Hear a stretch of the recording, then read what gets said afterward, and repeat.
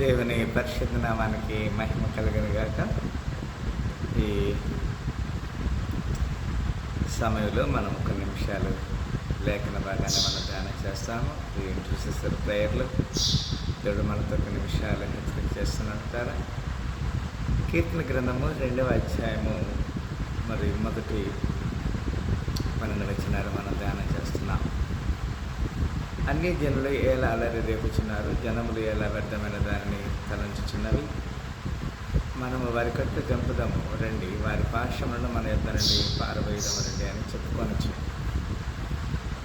ఈ రోజుల్లో ఈ వాక్యము మన అనుదిన జీవితంలో నెరవేర్పులో జరుగుతున్నది. అన్ని జనులు మన మీదకి అల్లరి రేపడానికి, గొడవ చేయడానికి వస్తూ ఉన్నారు.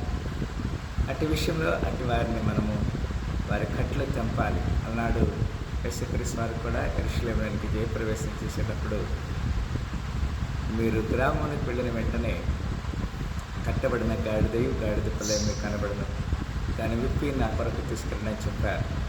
ఎవరైతే ఇప్పుడు దేవుని పరిచర్యకి ఆటంకంగా, దేవుని నామానికి వ్యతిరేకంగా ఉన్నారో అట్టి వారి కట్లు ఇప్పుడు బాధ్యత దేవుడు మనకి ఇచ్చాడు.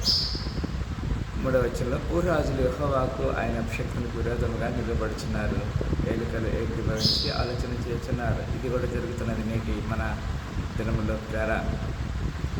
కనుక మరటి వారికి నిమిత్తమై మన ఇంటర్సెసరీ ప్రేయర్ ప్రార్థన చేయాలని ప్రభు ప్రార్థన కోరుచున్నాను. ఆకాశము దాసునుడిగా వాడు నవ్వుచున్నాడు, ప్రభు వారిని చూసి అపహసించున్నాడు. నిజమే, వారు చేస్తున్న పని దేవునికి కూడా మరి వ్యతిరేకంగా ఉన్నది, అది నవ్వుగానే ఉన్నది. అటు వారు పశ్చాత్తాప మనసు దేవుని కొరకు, నిత్య రాజ్యం కొరకు వారు సాక్షిగా ఉండాలని మనం ప్రార్థన చేద్దాం. ఆయన ఉగ్రుడై వారితో పలుకును, ప్రచండ కోపం చేత వారిని తలడెల్ల చేయను. ఒకరోజు వస్తుంది, కానీ someday one fine day will come and everybody should be keep quiet. In the meantime they must get salvation. It will happens. నేను నా పరిశుద్ధ పర్వతమైన సీయోను మీద నా రాజుని ఆసనం చేస్తున్నాను, కట్టడను నేను వివరించేదను. యెహోవా నాకు ఇలాగ సెలవిచ్చాను, నీవు నా కుమారుడు నేడు నేను నిన్ను కనియున్నాను. ఈ దినమున ఎన్నో ఆత్మల్ని మనం కనాలి, ఎంతోమందిని దేవుని రాజ్యం కొరకు సంపాదించాలి. అది దేవునికి కొరకు, దేవునికి ఉద్దేశం నన్ను నమ్మాలి ద్వారా. నన్ను అడుగుము, జనములను నీకు శాస్త్రంగాను దిగమంతం వరకు సొత్తుగా నిశ్చితను. దేవుడు మనల్ని ఎక్కడికి వెళ్ళినా కానీ తన కృపను పాలించడానికి, తన చిత్తాన్ని జరిగించడానికి, మనకి తన యొక్క ఉద్దేశాన్ని బయటపరుస్తున్నది. కనుక మనం దేవుని అడిగి ప్రజలందరినీ దేవుని కొరకు సంపాదించాలి. ద్వారా ఇనుపదండంతో నీవు వారిని నిలగొట్టేదవు, నన్ను పగలగొట్టినట్టు వారిని ముక్కలు చెక్కలుగా పగలగొట్టేది. కొన్నిసార్లు మనము మరి దేవుడు మనకిచ్చే right, authority and power want give us to rule over and dominion. కాబట్టి రాజులారా వివేకులై ఉండుడి, భూపతులారా బోధనందుడి.